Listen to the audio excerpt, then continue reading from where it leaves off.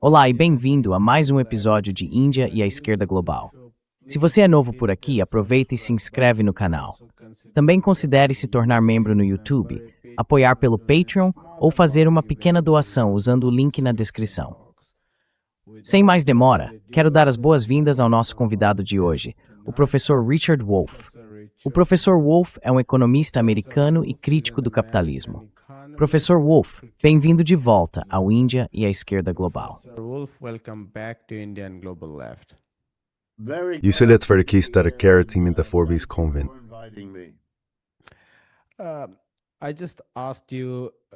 Eu acabei de te perguntar, antes de começarmos, como você tem estado, e você disse que nunca viu uma distância tão grande entre o povo e, digamos, a classe dominante nos Estados Unidos. Se puder, conta um pouco mais para os nossos espectadores o que exatamente isso significa.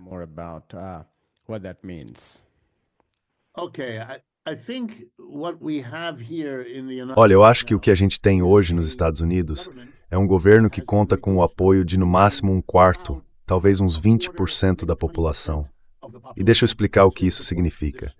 Desde a posse de Donald Trump no segundo mandato dele, em janeiro de 2025, a popularidade dele vem caindo. O apoio a ele, nas pesquisas de opinião, tem diminuído sem parar, literalmente. É uma linha que só desce. Ele foi eleito basicamente com um terço, talvez um pouco mais, dos votos e do apoio da população, e desde então perdeu mais ou menos metade disso, algo nessa faixa.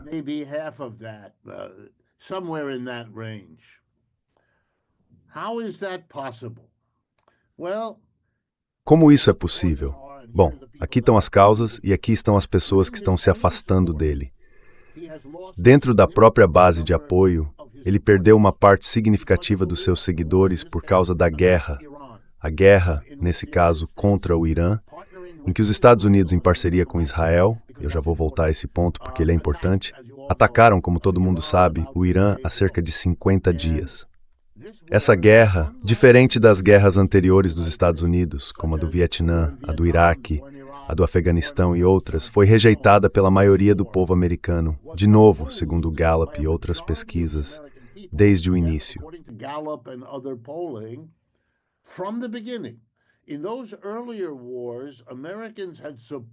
Nas guerras anteriores, os americanos apoiavam o conflito por um tipo de patriotismo automático, por assim dizer. Mas com o passar dos meses e depois dos anos, esse apoio foi se desgastando. Desta vez, não. Desta vez, a maioria dos americanos, desde os primeiros dias da guerra, já era contra essa guerra.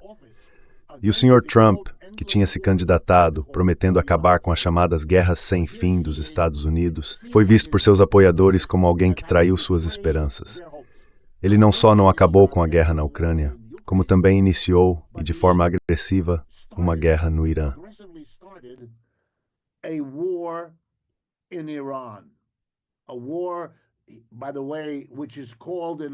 Uma guerra, aliás, que a mídia americana chama de guerra de escolha, já que, mesmo aqui nos Estados Unidos, pouquíssimas pessoas acreditam que o Irã representava qualquer tipo de ameaça ao país. Na verdade, as únicas pessoas que falam sobre a ameaça iraniana são Trump, o secretário da guerra, Hegseth e gente como eles, que tenta encontrar alguma justificativa. Eles tentam, por exemplo, dizer que os iranianos têm uma arma nuclear, o que não é verdade. Ou que estavam tentando conseguir uma, o que também não há nenhuma prova. Mas repetir isso várias vezes, na esperança de criar uma razão ou uma justificativa, não está funcionando. O interessante é justamente isso.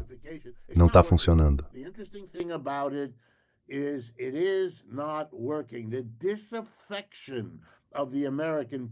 O descontentamento do povo americano está se manifestando numa maioria contrária a essa guerra. E é por isso que o Trump não sabe muito bem o que fazer. O segundo ponto tem a ver com Israel. Provavelmente o grupo de lobby mais poderoso dos Estados Unidos, que atua o tempo todo no Congresso e também em vários estados, pressionando parlamentares, doando grandes quantias de dinheiro para este ou aquele candidato, é o AIPAC. Esse é um grupo de lobby que apoia Israel e é liderado por pessoas que querem que os Estados Unidos protejam, financiem e forneçam armas a Israel. Durante muito tempo, eles contaram com uma maioria clara de opinião pública americana pró-Israel. Foram muito bem-sucedidos por muitas décadas, pelo menos nos últimos 40, 50 anos.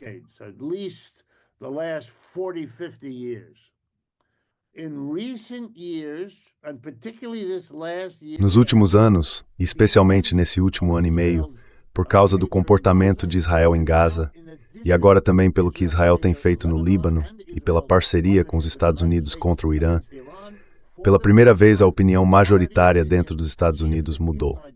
A simpatia pelos palestinos agora é maior do que o apoio a Israel. Ainda é uma diferença pequena, mas a tendência é clara.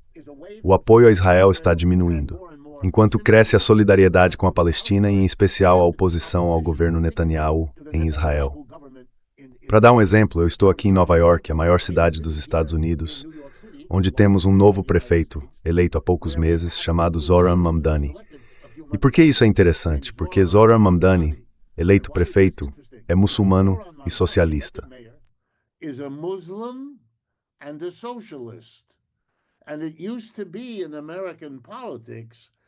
Antigamente, na política americana, qualquer uma dessas coisas já seria suficiente para tornar impossível vencer uma eleição. A ideia de que um homem pudesse ganhar uma eleição sendo ao mesmo tempo muçulmano, praticante e socialista na cidade de Nova York era impensável. E um dos maiores grupos étnicos de eleitores em Nova York, talvez o segundo ou terceiro maior, é o da comunidade judaica. E a maioria deles votou no Mamdani. E o Mamdani, durante a campanha, declarou publicamente que se o Netanyahu visitar Nova York, ele vai mandar prendê-lo. Então é um acontecimento realmente notável. O segundo motivo dessa enorme insatisfação tem a ver com a economia americana. E a melhor forma de explicar isso é dizer que a maioria dos americanos, estou falando de 70% a 80%, está enfrentando sérias dificuldades econômicas. Eles não conseguem mais manter o mesmo padrão de vida.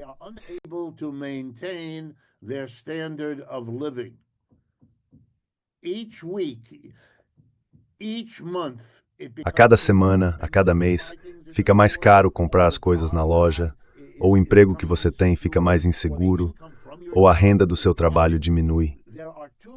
Existem muitos problemas econômicos que não só não estão sendo resolvidos, como a situação piora.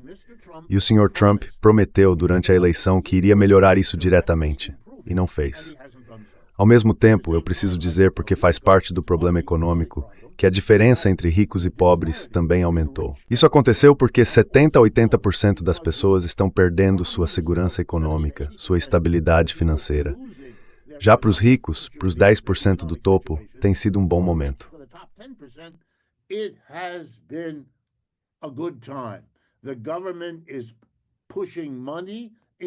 O governo está injetando dinheiro na economia, mas esse dinheiro não está chegando à maioria das pessoas. Ele está indo para o mercado de ações, onde alimenta uma inflação, no sentido de uma alta nas ações. Se você tem ações, isso parece ótimo para você. Então o que acontece? Os 10% mais ricos, os donos, o pessoal que controla as empresas, que tem os grandes meios de comunicação, jornais, televisão, tudo isso, para eles, a economia vai muito bem. Mas para a maioria das pessoas não vai bem coisa nenhuma.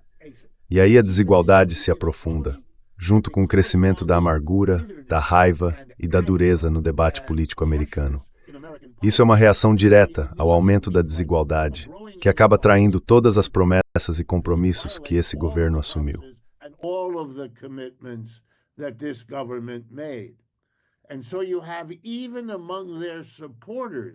Então, o que a gente vê é que mesmo entre os apoiadores dele, tem pessoas que antes eram entusiastas do Trump e agora se voltaram contra ele. Estão denunciando, dizendo publicamente que se arrependem de ter apoiado.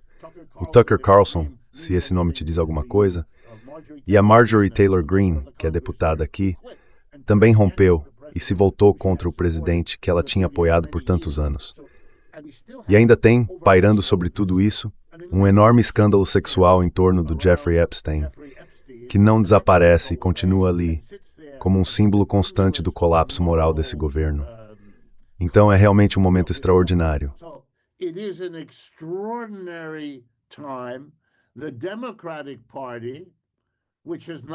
O Partido Democrata, que não tem feito muita oposição, claramente têm uma estratégia de deixar o Sr. Trump se destruir politicamente.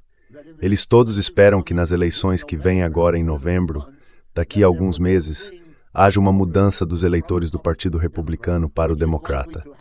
Isso provavelmente vai acontecer, mas pode não dar o resultado que o Partido Democrata quer, porque os republicanos estão usando, digamos assim, mecanismos meio legais para redesenhar os distritos eleitorais e conseguir mais cadeiras no parlamento.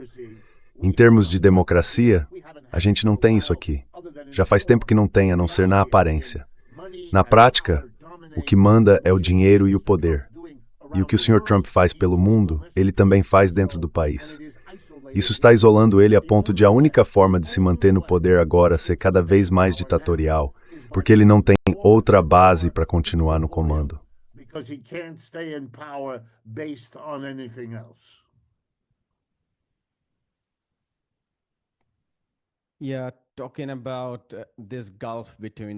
Sim, falando sobre esse abismo entre as elites no poder e as pessoas que trabalham, eu acabei de voltar de um pequeno encontro, basicamente de ativistas, em torno do tema do Dia do Trabalho. Porque, como você sabe, e outros também, hoje é o Dia Internacional dos Trabalhadores, comemorado muito mais na China e em boa parte da Índia do que provavelmente nos Estados Unidos. Mesmo que tudo tenha começado lá, com o episódio de Haymarket, em 1886, em Chicago, quando os trabalhadores protestavam por uma jornada máxima de 8 horas. Enfim, eu fui convidado para falar um pouco sobre a história do movimento trabalhista. Falei sim um pouco sobre a história dos movimentos de trabalhadores pelo mundo, mas o que eu estava pensando mais, ou o que tentei discutir mais ali, foi justamente esse abismo entre as questões da classe trabalhadora e a chamada alta política.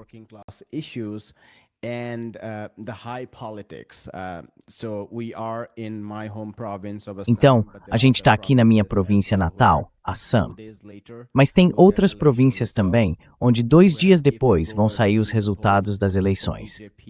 E se a gente for pelo que dizem as pesquisas de opinião, o BJP, que é o partido de extrema-direita na Índia, deve se sair muito bem.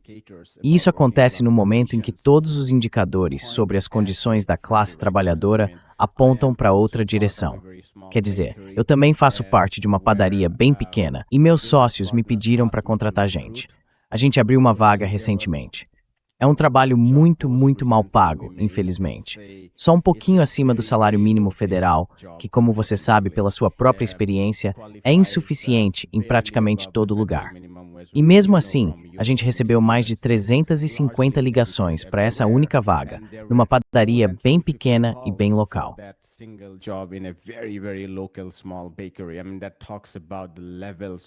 Quer dizer, isso fala sobre os níveis de subemprego e desemprego na Índia, mas também reflete algo muito mais global.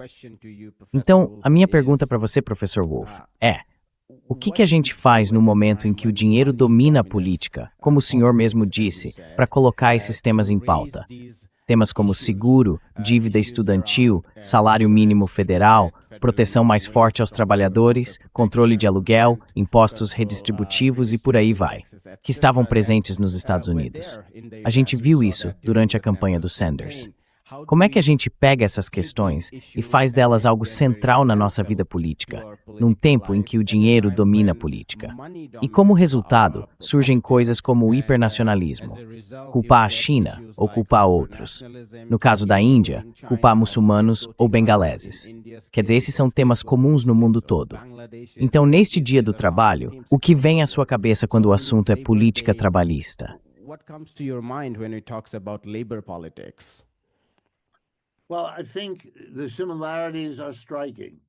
Olha, eu acho que as semelhanças são impressionantes. Eu diria que aqui nos Estados Unidos estamos vendo um ressurgimento do que se chama, de forma mais ampla, de esquerda. Em outras palavras, não é só Nova York que elegeu um prefeito que se declara socialista. Isso está acontecendo em cada vez mais comunidades pelo país. É um fenômeno. Parece neste momento que o governador do estado do Maine provavelmente será alguém que, mesmo que não se chame de socialista, basicamente defende os mesmos tipos de argumentos que eu vou apresentar agora, os argumentos que funcionam nesta sociedade. E aqui estão eles. E se eles soarem para você como argumentos tradicionais, eu já adianto, eles são mesmo tradicionais. Mas a tradição do que é a esquerda foi o que se perdeu neste país. Is what was lost in this country. Neither the Republican Party nor the Democratic Party. Nem o Partido Republicano, nem o Partido Democrata se atrevem, e isso já faz décadas, a articular aquele tipo tradicional de argumento socialista. Então, para milhões de americanos, quando ouvem o argumento socialista que você e eu conhecemos bem, pela nossa vida e pelas nossas atividades, isso soa realmente novo, empolgante, original, provocador, porque esse tipo de ideia foi excluído do debate público. E agora deixa eu te dar alguns exemplos. O prefeito Mamdani, aqui em Nova York, decidiu fazer o seguinte: oferecer creche pública gratuita para crianças a partir, se não me engano, de 2 anos de idade. A cidade vai começar oferecendo para todos os funcionários públicos um serviço de creche de qualidade e seguro, para que os pais tenham um lugar confiável e protegido onde deixar seus filhos durante o horário de trabalho.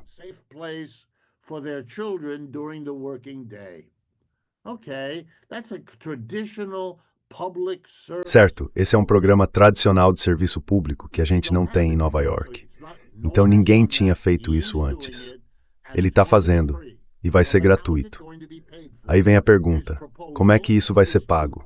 A proposta dele é cobrar um imposto de quem tem mais de uma residência. Se você é dono de um apartamento aqui na cidade de Nova York, como muitos ricos são, e só aparece de vez em quando, deixando o imóvel praticamente vazio, servindo mais como um investimento para o futuro, agora isso vai ser taxado. Vai ter um imposto especial sobre o que chamam de pied-à-terre, uma expressão francesa para designar um lugar na cidade onde a pessoa fica de vez em quando. Os ricos estão revoltados com isso. Estão ameaçando vender os apartamentos e deixar Nova York.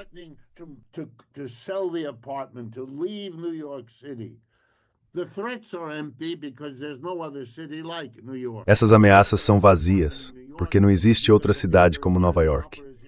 O motivo de eles terem um apartamento em Nova York é porque o teatro está aqui, a ópera está aqui, o cinema está aqui, os restaurantes estão aqui. Tudo em que eles querem gastar o dinheiro está concentrado aqui. Mas é muito simbólico o fato de isso ser tão popular. É popular oferecer creche. É popular taxar os ricos para pagar por isso. E o que eu estou dizendo é que o que a gente precisa, e o que os socialistas e nós devem fazer, e ela foda não tunis. Newton não aceitar ter falling through thunder. Not to accept the advice that you mustn't do that. You can talk about ecology, or you can talk about... Você pode falar sobre ecologia, pode falar sobre política externa, mas não dá para enfrentar a desigualdade e as divisões de classe. Hoje você não vai ter sucesso a menos que redescubra os argumentos socialistas tradicionais, porque vai perceber que eles são muito fortes. Isso não quer dizer copiar tudo ao pé da letra. Claro, dá para adaptar às situações atuais, que têm suas diferenças, é óbvio. Mas aqui nos Estados Unidos, o que se está aprendendo é que retomar aqueles antigos programas socialistas, que têm uma longa história no país, é o caminho para ter sucesso agora. As condições são tais que uma grande parte da população, especialmente a classe trabalhadora, está tão afastada dos republicanos e dos democratas que está aberta a novas possibilidades.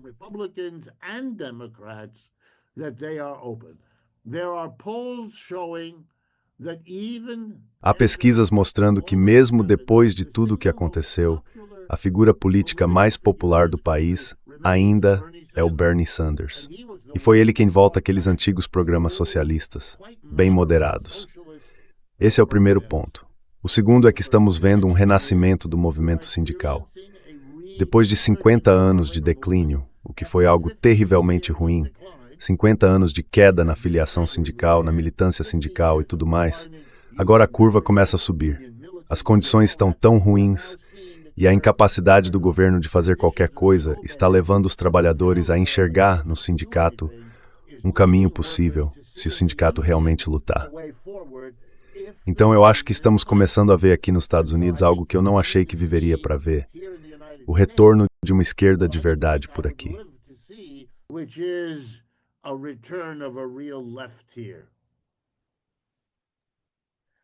Talking about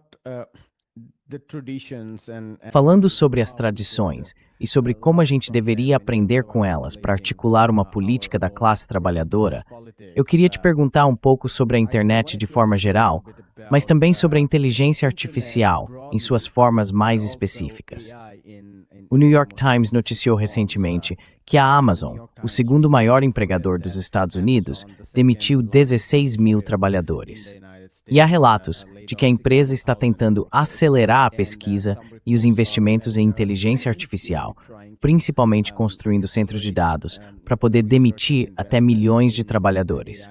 E claro, isso tem aumentado os lucros corporativos, como você mencionou antes. Quer dizer, a Bloomberg disse que esta semana foi de alta no mercado de ações. E a principal explicação que eles dão é justamente o aumento dos lucros das grandes empresas.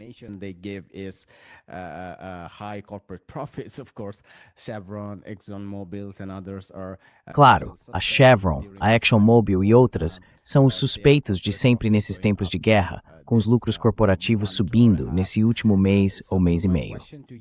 Então, a minha pergunta para você é: como os trabalhadores lutam na era da inteligência artificial? E de forma mais ampla, na era da internet, em que a própria internet criou um certo sentimento de alienação em relação à política de bairro e às culturas locais. Justamente os espaços onde a política da classe trabalhadora costumava se expressar, como você mencionou. Existe uma tendência, em muitos casos, não em todos, de abandonar esses espaços tradicionais e acabar sendo capturado pelo ambiente da internet e das redes sociais. E eu não estou dizendo que tudo é ruim nas redes sociais ou na internet, mas estou partindo disso como uma realidade objetiva que a gente enfrenta hoje. Como é que isso se relaciona com o tipo de renascimento ou renovação da política tradicional de esquerda, a qual você se referiu antes?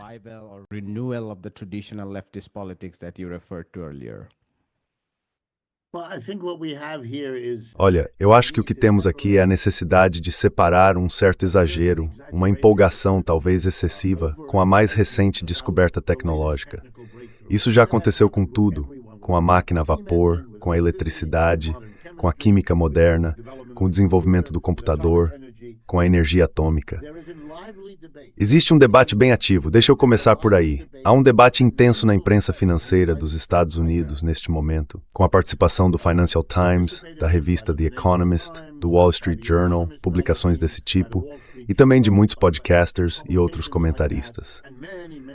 E o ponto central desse debate é o seguinte: será que a inteligência artificial vai realmente corresponder à publicidade exagerada que recebeu? It has received. And the important thing at this point is to make it clear. E o importante nesse momento é deixar claro que o debate mostra que a gente ainda não sabe a resposta para essa pergunta. Para cada artigo que afirma que a inteligência artificial vai substituir milhões de trabalhadores e blá blá blá, tem outro dizendo: a gente achava isso, mas em tal ou tal setor compramos soluções de IA e olha só, demitimos 10 mil pessoas, mas já recontratamos 5 mil. Porque não dá. A IA cria um novo conjunto de problemas. Isso não me surpreende. Acho que isso aconteceu todas as vezes. Veja, nesse século, o século 21 começa no ano 2000, com uma grande queda em Wall Street. Na primavera de 2000, vem o colapso de Wall Street e do mercado de ações. Foi o que chamaram de crise das .com. Por quê?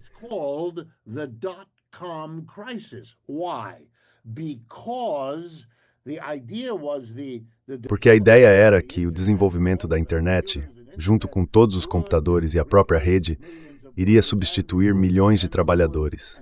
E realmente iria. E seria tão lucrativo que havia empresas vendendo ações por $100 cada. Eram empresas que nunca tinham dado lucro, mas previam que iam lucrar em 2, 4, 6 ou até 9 anos. Havia muita empolgação e depois tudo desabou. Tem muita gente em Wall Street que eu conheço e eu estou aqui, não muito longe de lá. Dá para ir a pé de onde eu estou. Muita gente está muito preocupada com a possibilidade de termos outro colapso, que seria chamado de crash da inteligência artificial, do mesmo jeito que tivemos o crash das .com no ano 2000.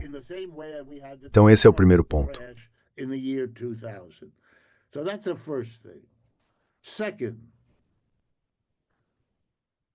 Em segundo lugar, é bem possível que por vários motivos, a Amazon e muitas outras empresas como a Apple estejam demitindo dezenas de milhares de pessoas por razões que não querem explicar para a gente.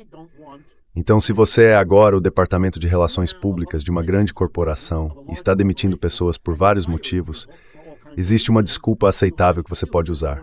Estamos implantando inteligência artificial, estamos fazendo um avanço técnico, um progresso.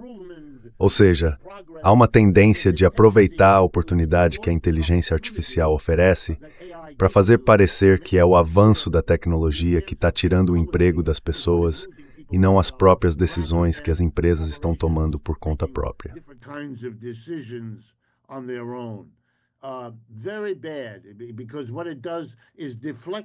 Muito ruim, porque o que isso faz é desviar a classe trabalhadora da sua relação com o trabalho e fazer com que ela pense que é apenas um brinquedo de uma tecnologia que parece um pouco com a natureza, sabe?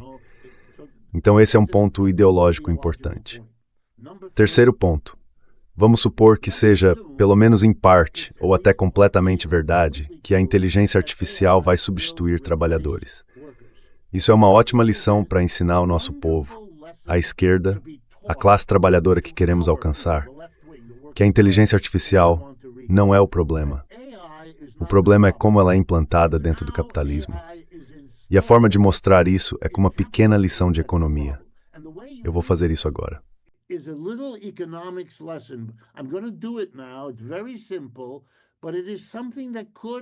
É bem simples, mas é algo que poderia e deveria ser usado por ativistas em qualquer lugar.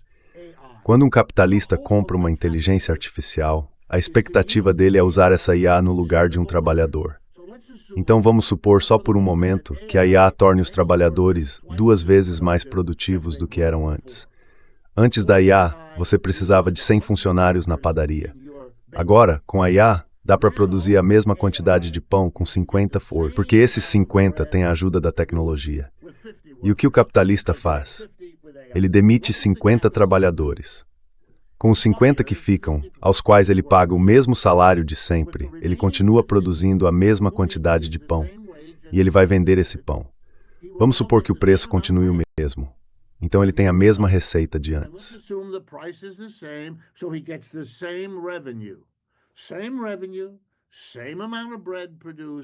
Mesma receita, mesma quantidade de pão produzida, mas com metade dos trabalhadores. Por que isso é empolgante para ele? Porque ele pode pegar a parte da receita que antes ia para os 50 funcionários e ficar com ela para si, já que demitiu todo mundo. E assim ele tem um aumento enorme nos lucros. Ele instala a tecnologia para se beneficiar. Ganha um lucro extra e 50 pessoas perdem o emprego. Bom para ele, péssimo para os trabalhadores. E péssimo para os comércios locais que dependiam desses 50 trabalhadores. Sabe, o restaurante da esquina, o mercadinho, todo mundo sofre. O capitalista fica com mais lucro. Agora vamos pensar na alternativa, o socialismo. Imagine que os trabalhadores fossem donos e administrassem essa empresa coletivamente.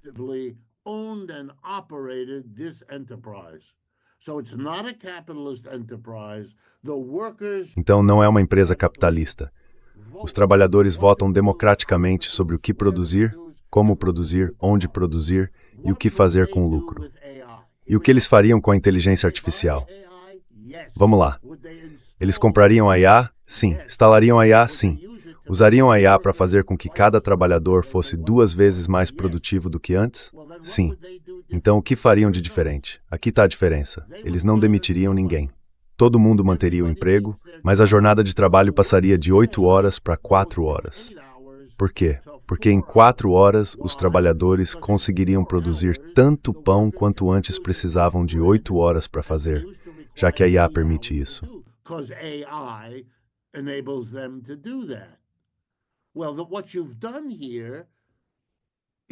Olha, o que você mostrou aqui é que o socialismo poderia usar a inteligência artificial para transformar a vida da maioria, dos trabalhadores, de 50 pessoas, cujas vidas mudariam completamente, porque 4 horas por dia elas poderiam fazer outro trabalho, passar mais tempo com a família, cuidar da casa, participar da vida política.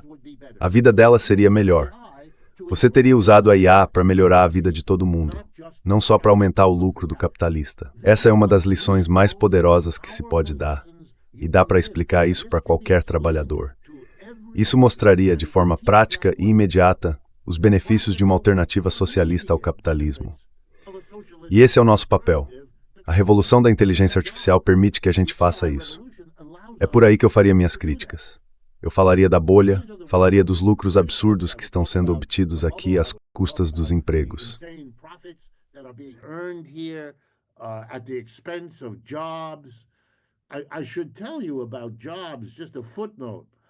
Deixa eu falar um pouco sobre empregos, só uma observação rápida. Eu tenho alunos, ainda dou aula na universidade, então tenho alunos. E hoje meus alunos não conseguem encontrar o tipo de emprego que eu tinha quando era jovem.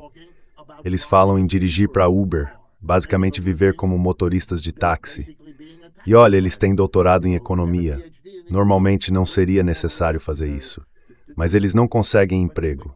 A gente fechou centenas de faculdades e universidades nos Estados Unidos nos últimos anos. E a verdade é que os empregos simplesmente não existem. Por isso, é muito importante entender que tirar uma lição socialista da inteligência artificial é exatamente o que precisamos. A gente precisa pegar as realidades do capitalismo e usá-las como argumentos para construir uma alternativa melhor.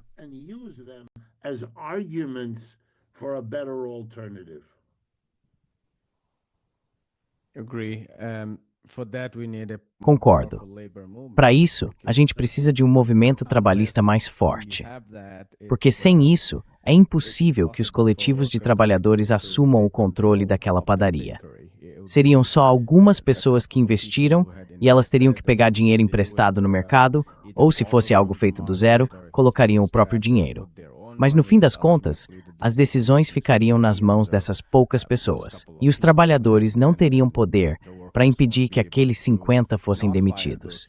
E o que você sugeriu, na minha opinião, reforça ainda mais a importância da consciência dos trabalhadores sobre o socialismo.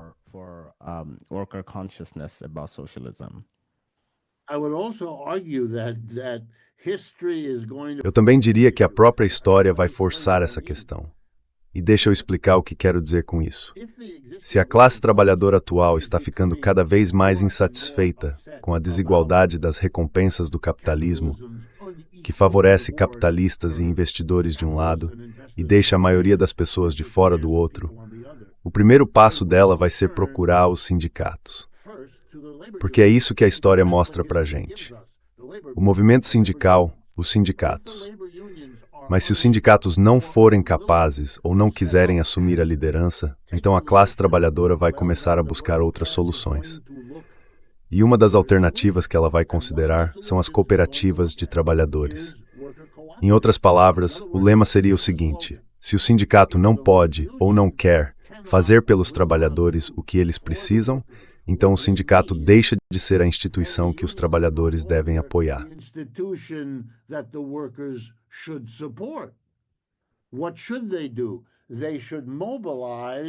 O que eles deveriam fazer? Eles deveriam se mobilizar para assumir o controle da empresa. Em vez de ter um sindicato para negociar com o patrão, você se torna o patrão. Agora, como fazer isso? Bom, deixa eu dar um exemplo do Partido Trabalhista Britânico, na época do Jeremy Corbyn. Não o atual, esse é inútil. O atual, sinceramente, é horrível. Mas o Sr. Corbyn disse o seguinte: aqui está o que vamos fazer.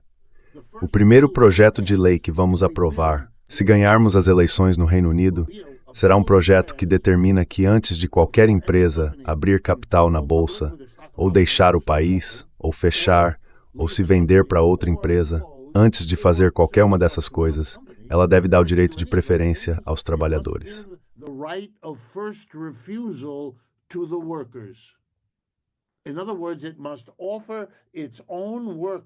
Em outras palavras, a empresa deve oferecer aos próprios trabalhadores a chance de assumir o negócio. E quando a imprensa, ouvindo Corbyn e o assistente dele, o John McDonnell, explicou isso, perguntou: tá, mas de onde os trabalhadores vão tirar dinheiro para comprar a empresa? E o Corbyn sorriu e respondeu: do governo. Nós vamos oferecer empréstimos bem baratos para que eles possam fazer isso. E vamos criar... Agora teremos uma economia com um setor capitalista e um setor socialista. E no setor socialista, os trabalhadores vão ser donos e operadores das próprias empresas. Aí sim vamos ver uma competição e cada um vai poder decidir onde comprar e onde trabalhar. And everybody's going to decide where to buy and where to work. What this is an alternative strategy. O que isso representa é uma estratégia alternativa. E eu não estou falando disso como se fosse uma escolha simples, tipo entrar num restaurante e decidir o que vai pedir para comer. Quem vai tomar essa decisão é a própria história. Os sindicatos vão ser pressionados, e isso já está acontecendo. Eles vão se tornar alvo de uma pressão enorme vinda de baixo. Vai ser assim. Ou vocês conseguem para a gente um contrato melhor com esse empregador, ou a gente vai seguir outro caminho, o caminho das cooperativas. E aí o papel do sindicato já não fica tão claro. Esse risco vai acabar empurrando muitos sindicatos, em vários casos, a se tornarem tão combativos quanto os próprios trabalhadores já são.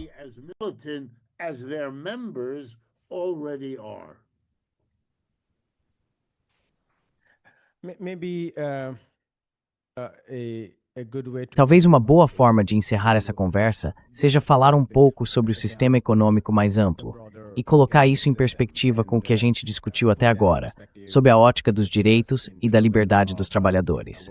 A pergunta que eu queria te fazer é: que tipo de sistema econômico, se você pudesse imaginar, você enxerga no futuro próximo?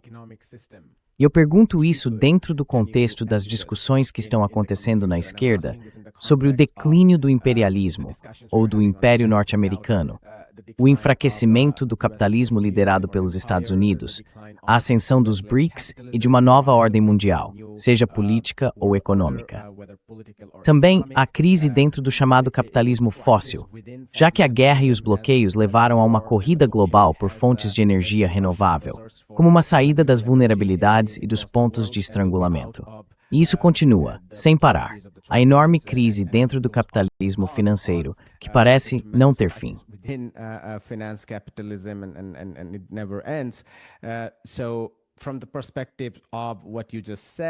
Então, a partir do que você acabou de dizer, que tipo de visão sobre a economia política mais ampla vem à sua mente?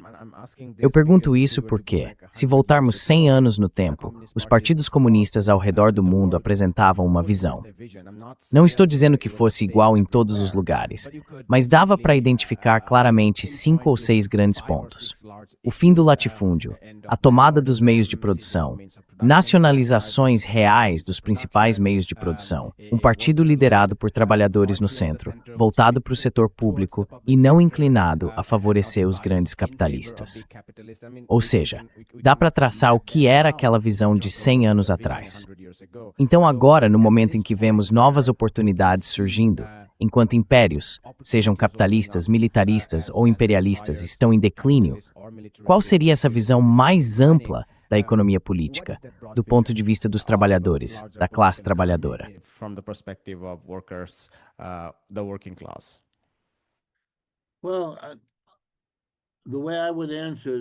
Bom, a forma como eu responderia isso é voltando, de certo modo, às origens filosóficas do socialismo. Vale a pena se perguntar: por que surgiu essa disputa entre o sistema econômico capitalista, que é apenas uma forma específica de organizar a produção e a distribuição de bens e serviços? O capitalismo é diferente do feudalismo. No feudalismo, senhores e servos faziam isso. Num sistema escravista, eram os senhores e os escravos. Nas economias das aldeias antigas, diferentes tipos de comunidades organizavam essas coisas. Então, se é apenas um sistema econômico específico, por que ele recebeu o nome de socialismo como algo voltado para o futuro? Porque esse é um termo bem vago. E, de fato, o socialismo costuma ser colocado em contraste com o individualismo.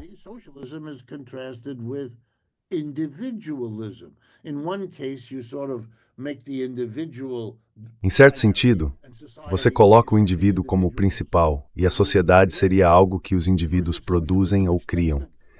Já o socialismo tende a enfatizar o contrário, que as sociedades moldam e criam os indivíduos que nascem, literalmente nascem dentro delas. Bom, eu acho que isso acontece porque nas origens do socialismo havia uma percepção que hoje é ainda mais relevante do que nunca. E essa percepção é a seguinte: Mais cedo ou mais tarde, se o que você quer é discutir um sistema econômico que sirva a uma comunidade, a uma sociedade, então ele precisa ser uma construção social. Deveria ser algo que nós juntos, como sociedade, criamos para atender às nossas necessidades. Mas nós nunca fizemos isso. Ou melhor dizendo, o mais perto que chegamos disso foram as comunidades antigas do Sudeste Asiático, como em tantos outros lugares. In Southeast Asia, like everywhere else. That what happened to them was they broke apart. O que aconteceu com eles foi que dividiram a comunidade em senhor e escravo, nobre e servo, patrão e empregado. E o que a gente realmente quer é romper com essa tradição de permitir que uma pequena minoria controle e molde o sistema econômico que serve a todos. Toda a sociedade depende de produzir e distribuir bens e serviços. Caso contrário, a gente morre de fome, fica sem roupa, sem abrigo. Mas por que permitimos que um pequeno grupo de senhores comande uma espécie de escravidão da qual todos dependemos? Ou que um pequeno grupo de nobres comande um feudalismo do qual todos dependemos? Ou agora que um pequeno grupo de empregadores comande um sistema capitalista do qual todos dependemos? Eu sempre lembro às pessoas, o censo dos Estados Unidos mostra que dos 330 milhões de americanos, apenas 3% são empregadores. Os outros 7% no mês, the thing. 330 million Americans, 3% are employers. The other 97% are not. And yet the employers make the decision. Mesmo assim, são os empregadores que decidem o que vai ser produzido, como vai ser produzido, onde vai ser produzido e como vai ser distribuído. O socialismo, antes de tudo, é a ideia de que o sistema econômico de uma sociedade precisa ser construído e determinado socialmente. Todo mundo tem que ter o poder de participar dessas decisões. O que produzir, como produzir, onde produzir e como distribuir o que foi produzido. O capitalismo não consegue fazer isso. O capitalismo, por sua própria estrutura, e isso não tem nada a ver com o fato de o capitalista ser bom ou ruim, exclui o trabalhador dessas decisões. Elas ficam nas mãos do empregador. E é isso que a gente precisa ensinar.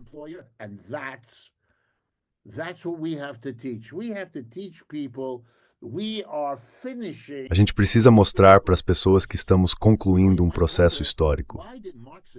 Sabe, você pode se perguntar, por que os marxistas chamavam o sistema econômico anterior à escravidão, aquele de que Marx falava, de algo que ele chamou de comunismo primitivo? É porque lá atrás, em muitas daquelas economias de aldeia, existia algo parecido com uma forma de organização social, uma sociedade que tomava certas decisões coletivas. E tem algo nessa experiência humana antiga que pode ser recuperado hoje, numa situação moderna, para mostrar exatamente o que há de errado com o capitalismo, o que falta no capitalismo.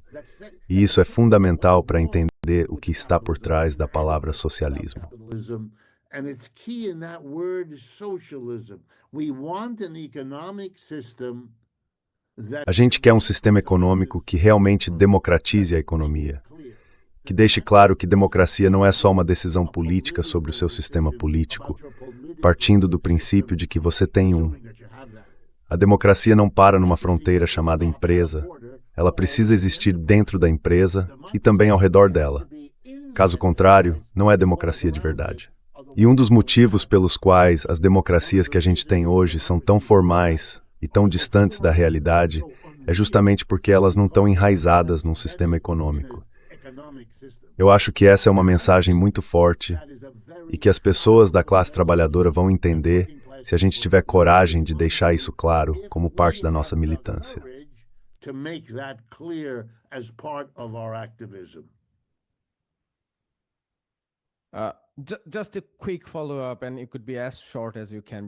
Só uma perguntinha rápida, pode ser bem curta, porque eu sei que a gente já está chegando na marca de 1 hora. Enquanto você falava, eu fiquei pensando, ouvindo com muita atenção e também com bastante interesse e empolgação, de certa forma. Que tipos de espaços de organização das pessoas ou da classe trabalhadora vêm à sua mente?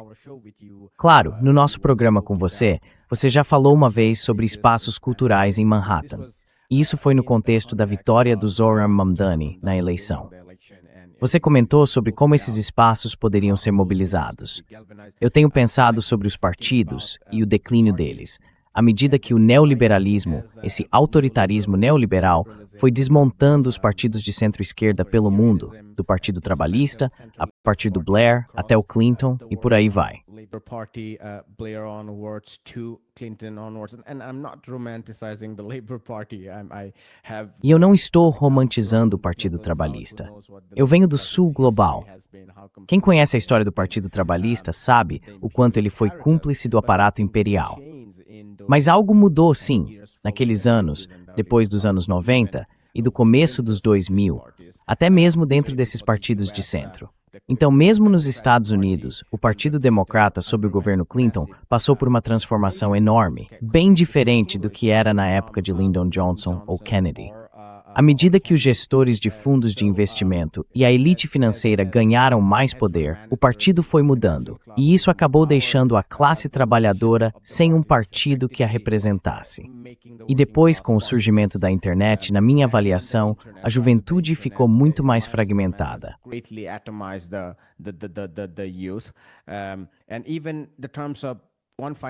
E mesmo em termos de uma última observação, você tem razão ao dizer que a falta de apoio ou a impopularidade dessa guerra é algo sem precedentes na história dos Estados Unidos, principalmente quando a gente considera que desde o começo ela já era impopular. Isso a diferencia da guerra do Iraque ou da guerra do Vietnã. No caso do Vietnã, levou anos, na verdade décadas, até que surgissem protestos em massa. Mas agora, a gente não tem visto tantos protestos nas ruas. Quer dizer, mesmo comparando com 2003, boa parte do descontentamento tem se manifestado pela internet e pelas redes sociais. Então, à medida que as forças de esquerda tentam organizar as pessoas em torno das questões de que você acabou de falar, que tipo de espaços vem à sua cabeça como possíveis lugares para reunir e mobilizar essas pessoas?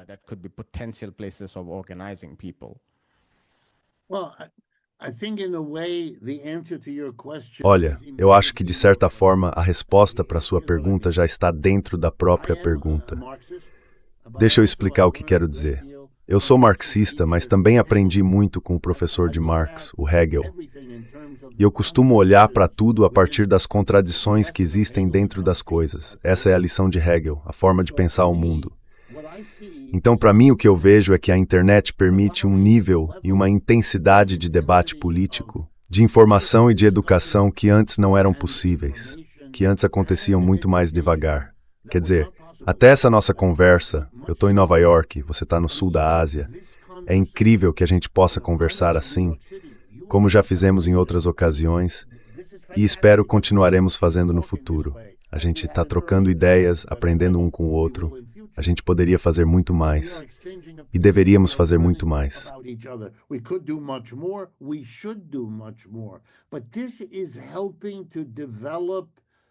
Mas isso está ajudando a desenvolver uma compreensão muito séria. Eu vivi minha vida inteira nos Estados Unidos.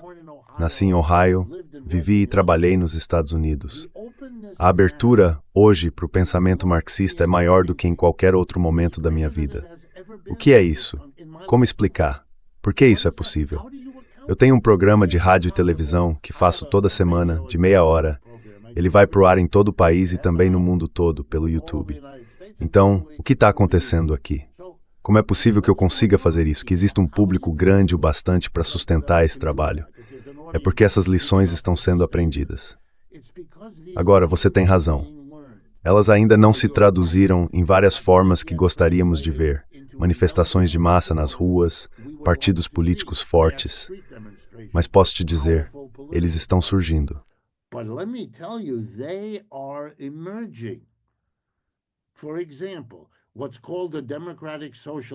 Por exemplo, o que se chama de socialistas democráticos da América é um tipo de socialismo bem moderado.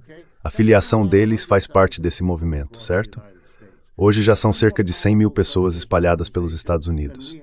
É a organização socialista mais forte que a gente teve em mais de meio século. E isso é resultado dos últimos 5, 10 anos. É só isso. Está começando, está crescendo, e estamos vendo novos movimentos trabalhistas surgirem. A geração de líderes sindicais da época da Guerra Fria está passando, E uma geração totalmente nova está surgindo, muito mais aberta à esquerda do que a anterior. Os antigos líderes estavam presos à lógica da Guerra Fria e não se abriam à esquerda, com medo de que o governo viesse e os destruísse. Tudo isso está mudando agora. E eu acho que a gente ainda vai se surpreender.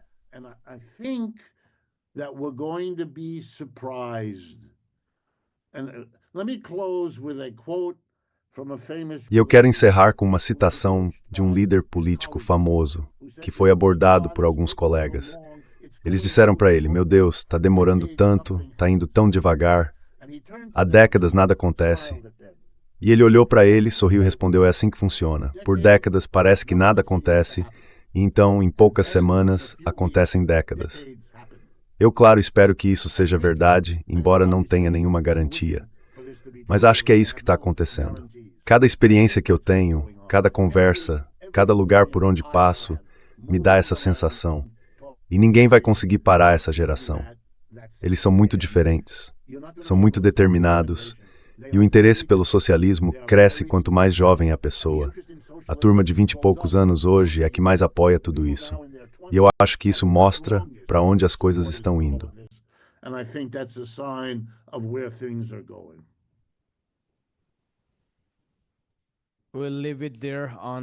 Vamos encerrar por aqui, e eu acho que é um ótimo ponto para terminar. 1º de maio, o Dia do Trabalhador, com o espírito da Revolução Russa. É isso. Muito obrigado, professor, por participar e por essa conversa tão interessante e enriquecedora. Desejo um ótimo resto de dia para você. Você também. E para todo mundo que está ouvindo, estamos juntos em solidariedade pelo Dia do Trabalhador.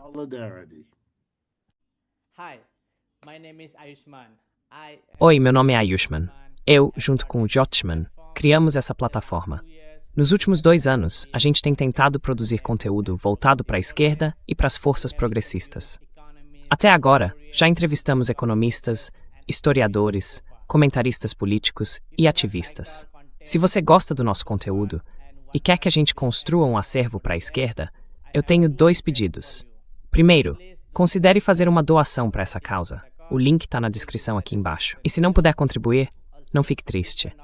Você pode sempre curtir nossos vídeos e compartilhar com seus camaradas. E por fim, não esquece de se inscrever no canal. Finally, don't forget to hit the subscribe button.